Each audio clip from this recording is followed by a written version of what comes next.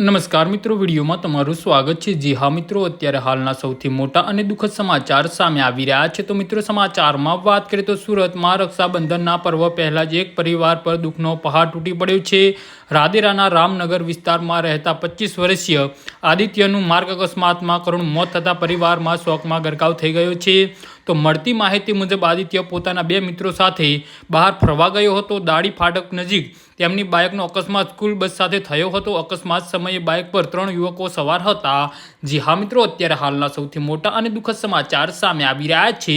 આ ઘટનામાં એક યુવકનું ઘટના સ્થળે જ મોત થયું છે અને એક યુવક ઇજાગ્રસ્ત થયો છે, જ્યારે ત્રીજો યુવક સલામત હોવાનું જાણવા મળ્યું છે। મૃતકના પરિવારજનોને આક્ષેપ કર્યો છે કે અકસ્માત માત્ર અકસ્માત નહોતો, પરંતુ બસ દ્વારા ટક્કર મારવામાં આવી હતી।